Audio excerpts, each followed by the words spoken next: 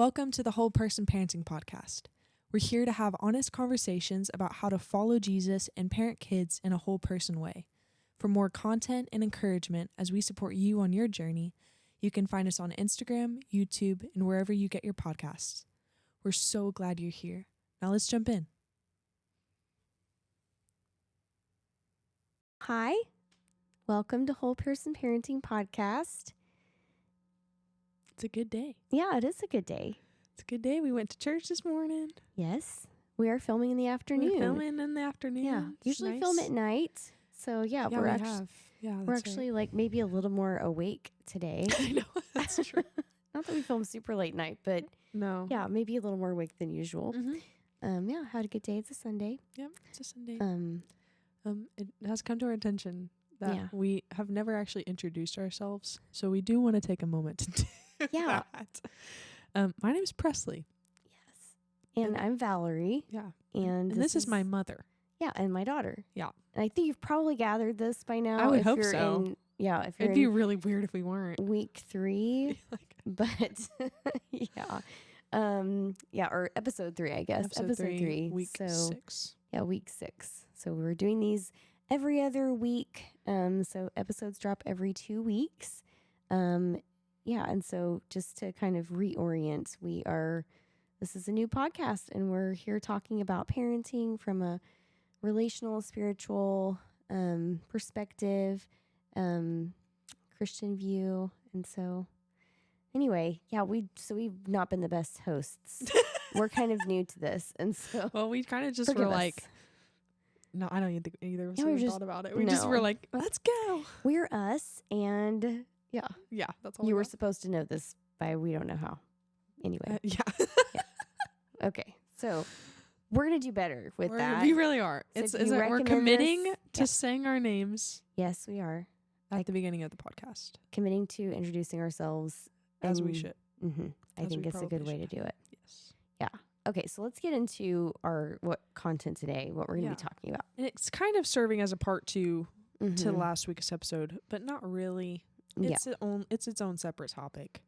It is. Yeah, but you said some things last time that I feel like were sort of like a segue into, and I think we've sort of touched on this like here and there because I think it's like all intertwined. I don't know how you talk about parenting and from my perspective, as a therapist. Include what we're talking about today. Right. Which is talking about the generational side of child psychology and parenting. Right. Considering the fact that you yourself have been parented, and therefore you learned how to parent by how your parent parented you. That's right. There's a lot of parent in there. But yeah, there's parenting, being parented and parenting. Oof. For sure.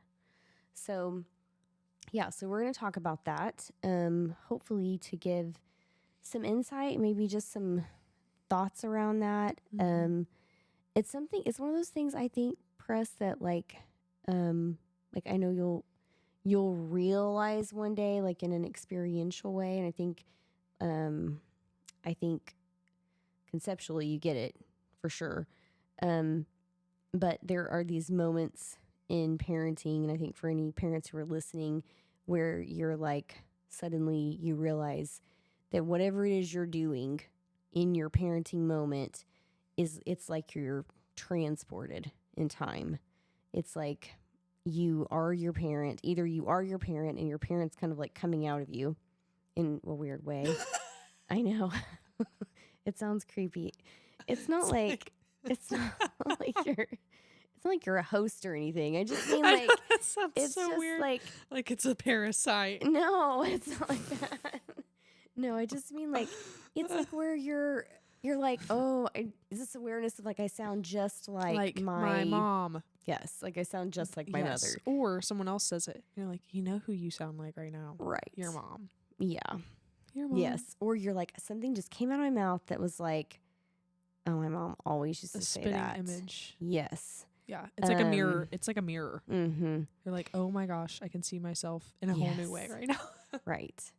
And I will say that like a lot of times it's the things that you're like, as a child, you may have been like, I'm never going to do that. I know.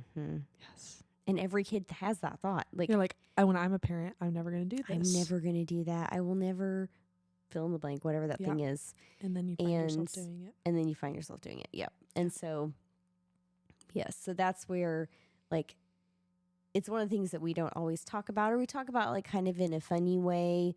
Yes. You know, we'll say like the apple didn't fall far from the tree, or, you know, something like that. But we don't talk about it in ways that really acknowledge the challenge that can be in this, and the pain that this can bring up for parents, or the dilemmas that parents can face in their parenting, because like how you led off the topic, just that we were you know, taught parenting through the experience of being parented. And so that unless we were shown another way, this is how we know how to do it. Right. Even if it's something we don't want to do. Yes. So then often we're left to. And I think it could be maybe a good way of saying it is like how you are parented kind of becomes your default setting. Yeah. Because I mean, you don't really know what else to do. Mm-hmm. It's just what you know. Yeah. I know how to do this because this is what I've seen. Mm-hmm. I don't want to do this. Mm-hmm. It's kind of mirroring like the, you know, the things of the flesh or fighting the things of the spirit kind of idea, in that I don't want to do this, but I do it anyways. Yeah, like what Paul talked about. Yeah. I do the things I do the don't things want to do. I don't want to do, and I don't do the things I want to. Yes. Yeah. Yeah. And he uses the word hate. He's like, I do the things I hate. Right. And these may be things and that you may be even things hate. that you would hate. Yeah. And, you know, you had, you know, childhood trauma from, you know, all sorts of things. I mean, right. The list is endless. You know, alcoholism. I mean, literally, you know, like physical abuse from a parent. Right. Just neglect could be neglect. Literally anything. Yeah. Yeah. Well, and those are things that you absolutely hate. But again, you don't know any other way. And I think it would be a shame not to acknowledge the truth that like we are 100% more likely to do the things that we've seen from a parent, even if we don't want to do them, because that's all we know. Right. Yeah. Yeah.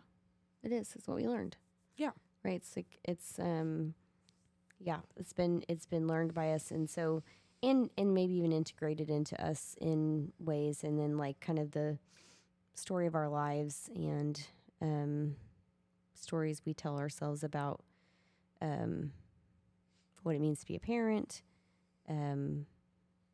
what it means to be a child, and what it means to be in relationships with people, what that's supposed to look like. Or what it's okay to look like, you know. So, I think, I'm curious, like, is there anything that's like coming to your mind about the topic in particular that you want to get into?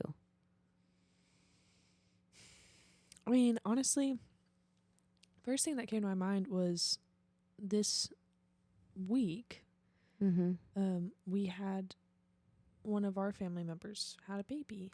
Oh, yeah. Which was super special to see. And she's just the tiniest little baby. Yeah.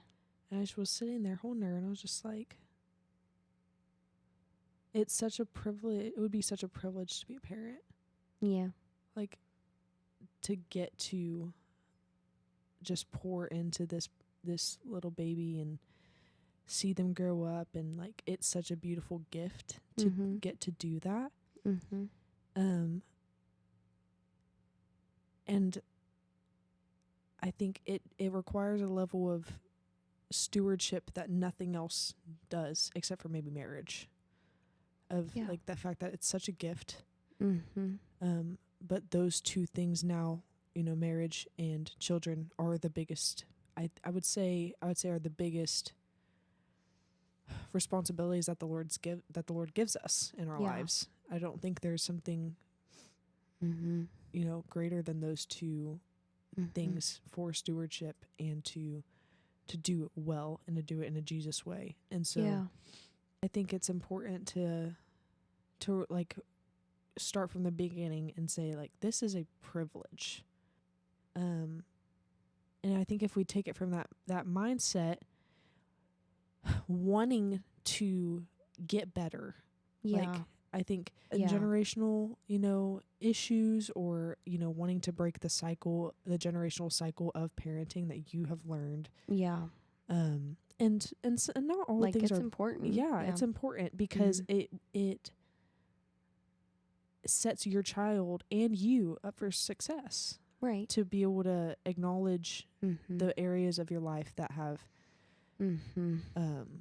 maybe fallen short of what they were meant to be. Yeah. And the fact that, like, and sometimes I think too, there's a fear of, like, wanting to acknowledge that your parent did something wrong. Yeah. Oh, for sure. Because it feels like a diss to them. Yeah. Or it feels like I'm betraying you to acknowledge that you did something wrong. That missed the mark. Of what I needed you to do. Yeah. Or, Yeah. and that feels like I can't acknowledge that because that's hurtful. Yeah. And it might be. Yeah. But it might also be true, and it might also be necessary to look at. Yeah. Yeah. And so I think as you're talking about that, what that's bringing to mind too is that a couple of things. One is that, you're saying, okay, we've got this sacred duty and responsibility. A covenant. Yeah. There's this relationship that God has given us in parenting that we are to steward well, and that He has, given you to me, or given a child to a parent for this purpose. And in that, if we're not going to look at what might be getting in, what might have happened, right? We might not be looking at what's getting in the way of us stewarding that well, like living out what it looks like to reflect who Jesus is through our parenting, to show God's love through parenting, to show His character through parenting. Because if we ignore it, we're much more likely to repeat these cycles. Mm-hmm. And so then that, so then it's like, yes, we can, it's like, yes, we can, say, okay, we're going to just start from scratch. We're going to kind of like, this is just my duty as a Christian, and I'm going to kind of white knuckle this through, and I'm going to just move on from whatever it was that happened. Yeah, and like try to make a clean slate. Yeah. And can God empower us? And are we new creation in Him? Yes, 100%. absolutely. That's absolutely true. But I think Do we also more live in the hurtful, world? Yes. It would be more hurtful not to acknowledge it and try to say, I'm going to do everything completely different than how my parent did, because I think, I think this would be a better way to do it. But you're completely ignoring the fact that is still formed you. Right. Yeah. It's in there. It's in there. Yeah. You can't, right. To ignore it would be to potentially be missing something, to be like, have a skewed perception and not know it. Yeah. Right. To have like a dirty lens that we're looking through. And it's important that we see clearly what is actually going on. Yeah. Because we're much more likely to repeat those cycles and repeat past trauma and hurt, and inflict these wounds and woundedness on our kids if we're not looking at it. And it's looking at it. It's not looking at it and trying to figure it out on my own. it's looking at it and saying, God, here this is. I don't know what to do with this. I don't know how to heal this. I don't know what, and I can also have grace for my caregiver who didn't do the right things, that they didn't always get it right, and know that that came from somewhere too. If wherever their failure was, it probably was something that came from somewhere for them, Yeah. So instead of holding like bitterness Right. and resentment against your caregiver, Yeah. but then to say, I understand that that was hard. Yeah. I have mercy for you and grace for Right. you, but I'm not going to do things the same way. Yeah. And that's where the Lord is able to come in and almost reteach you. Like he's the best teacher, like he is so faithful to want the best for us. And I think that includes, he would be willing to say like, all right, you don't know how to do this. You didn't get a good example of this. Let me be the perfect father for you. Yeah. Let me be the father, the heavenly father that does no wrong, that only wants good for you, that has the best plans for you. Let me show you how to parent. Right. Because I have been the perfect parent, and that is the Lord saying, let me redeem this. Like he is a redeemer. He is a good father. He is all those things. And that out of that place, we are able to relearn and heal and make a better experience for our children. Yeah. So, thinking back to even just what you were, when you were talking about our family member that had a baby, I was thinking about just, the parents who were listening, and if we can think back to when we had our, child and our children, and just holding them there and looking at their little faces and caring for them and looking them over, and just all of the hopes and the dreams and all the love that we felt and all the intentions that we held about what kinds of, people they were going to become, what kind of relationship we were going to have with them, and, relationships like that where we could talk about anything, and they could, we could laugh together, or we could play or explore, whatever. Just thinking about all these plans and intentions, and then also knowing that there are sometimes lots of disappointments that come with parenting, and a lot of hard moments that come with parenting, and nobody really intends on those. Yeah. Nobody really plans on those things happening. Yeah. And or hopes for those things. We kind of only focus on the good. On the good and what's possible. No one would ever hope for something bad for their child. Yeah. And so, parents love their kids, and I think sometimes we lose sight of that, and so then when something doesn't go perfectly, we can feel like a lot of guilt, and we can feel a lot of shame, and we can feel like if, something's wrong with our family or our kids, or, the way we're doing it. And maybe there are ways that we can grow, and maybe things that we can do differently, but, also we need to have compassion for ourselves, and then know where to go, know where to put our faith and where to put our hope. Like when I think about generational, what happens generationally, there's a couple of things that come up for me. I think about, maybe generational trauma. I think about maybe even from someone from like my mother's generation. My mom was parented in a generation where there was not, it was not thought to be good for children for you to be very affectionate, to praise them a lot, to show them a lot of like love and care. And so that, is something that maybe with my own mom, maybe her parent, her mother wasn't able to show that all the time and wasn't always able to be very sensitive to her emotional kind of needs. And so, that was something that my mom tried to be more sensitive with me.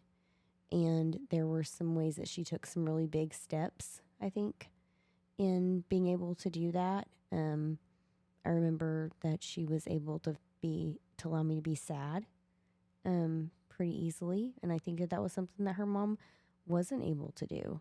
I don't know how easy that was for her, but I think it was something that she did intentionally. It was one of those ways that she sort of overrode what was done for her to do something different, because she knew that it was something that I needed. And she did not want to, reenact this lack of care that she sort of received. But it wasn't because my grandmother didn't love my mom. Yeah. It wasn't, it was a different different time, a different era, a different set of beliefs on how parents should act, and a different experience. So my great grandmother was from an era where that was just not something that they did, and she also had significant amount of stress in her life and had endured some really terrible things, and as did my grandmother. And then, then she came into parenting with these experiences of her mother, and then her own experiences. And so, yeah, so I think there's that aspect of it. And then I think about, if we think about, that same set of grandparents, I think about hearing about stories of faith with my grandfather and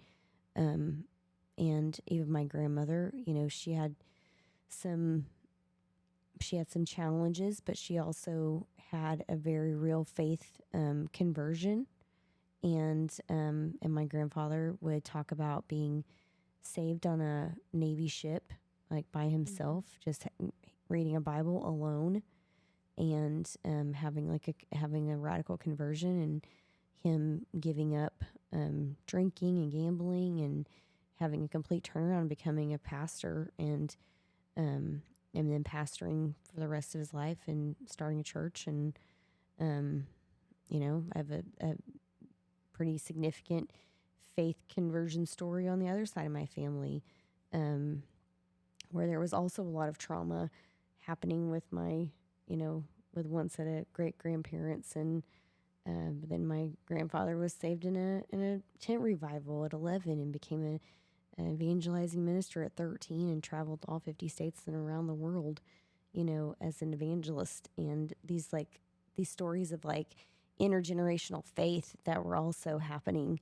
And so while there's this trauma, these stories of trauma and pain and these things that can happen that way, I feel like that, and while I might be a recipient of those things, I'm also the recipient of these faith stories. So are you. Yeah. I think as you're saying this too,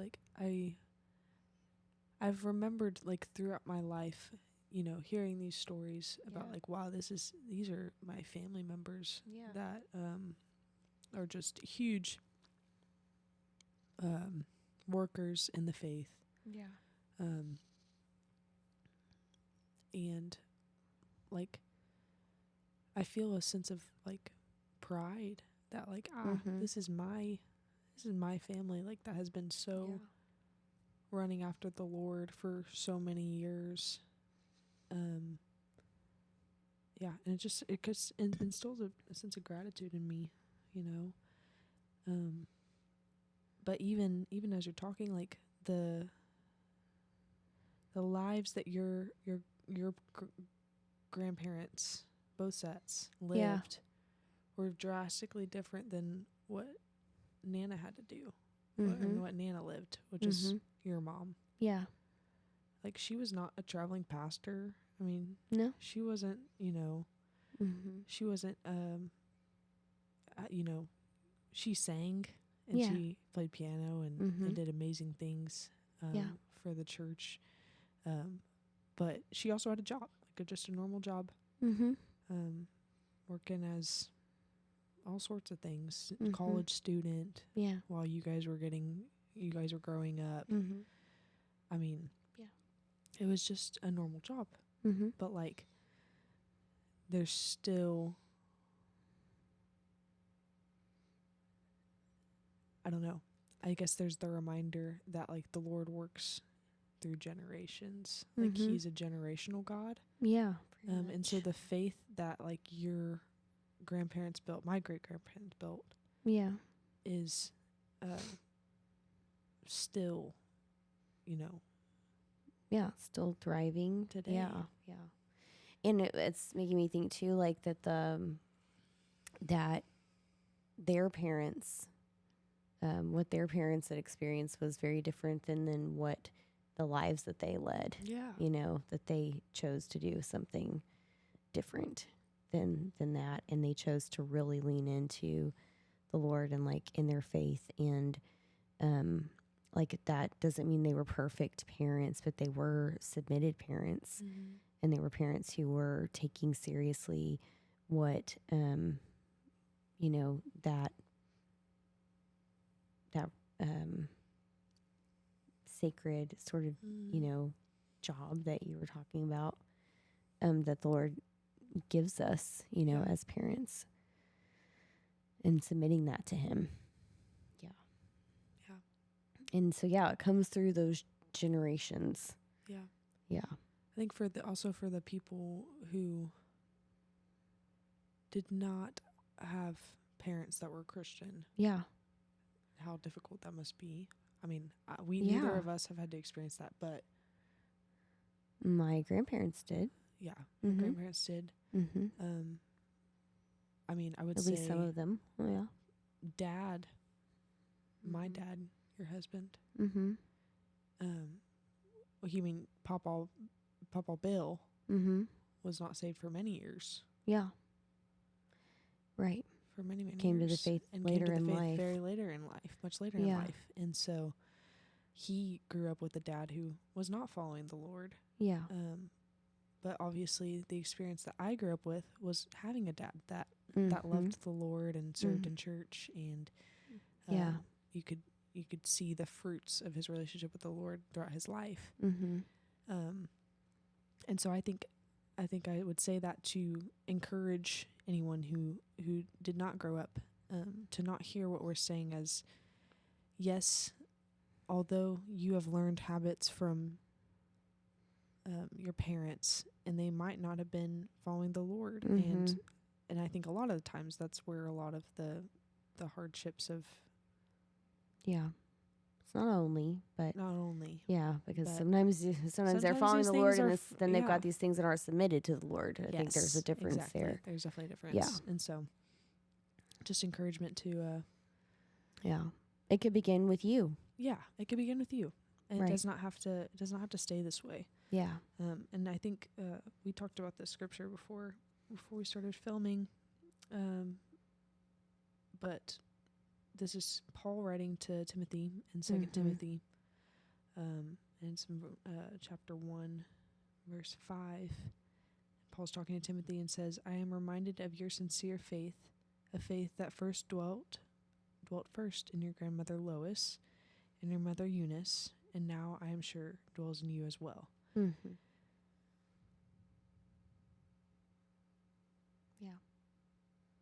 And now I'm sure dwells in you as well. I mean, I think there's not a promise. It's like he recognizes But it, he's though, recognizing to me. that there like, is I see this.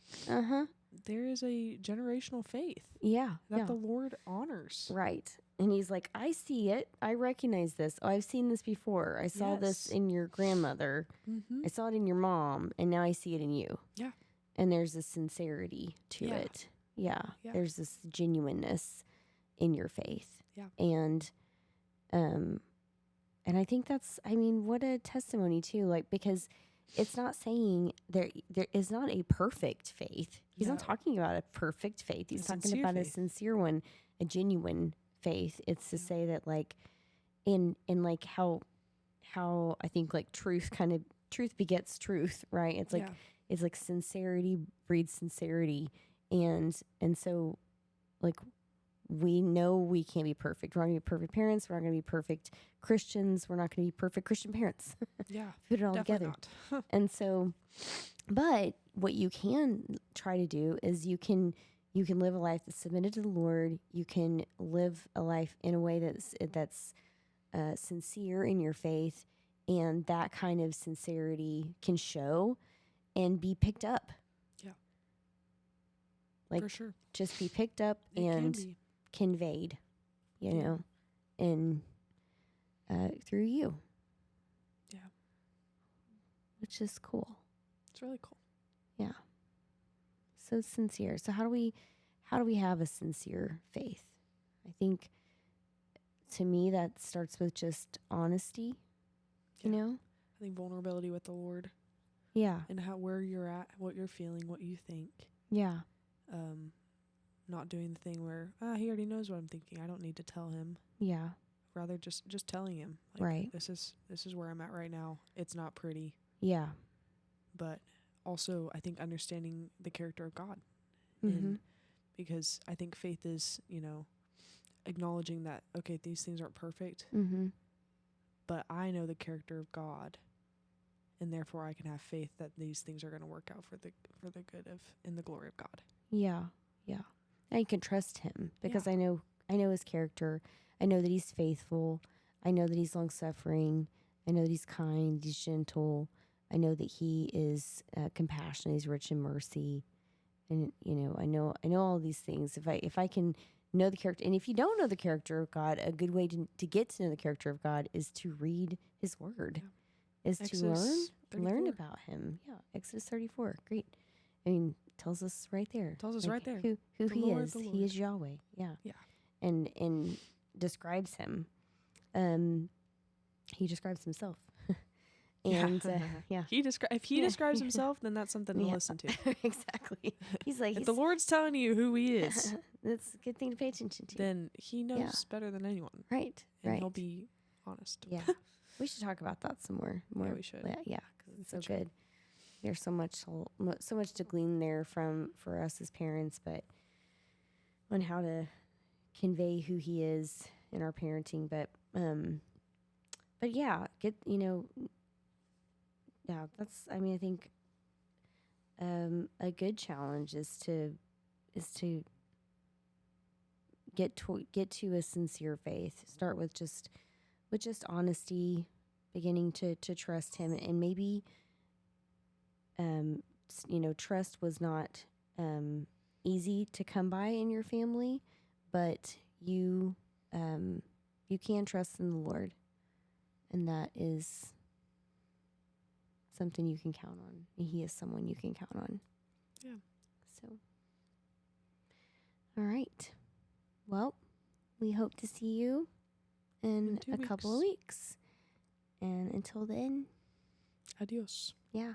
Follow us on Instagram if you don't already, YouTube, and wherever you get your podcasts. Bye-bye.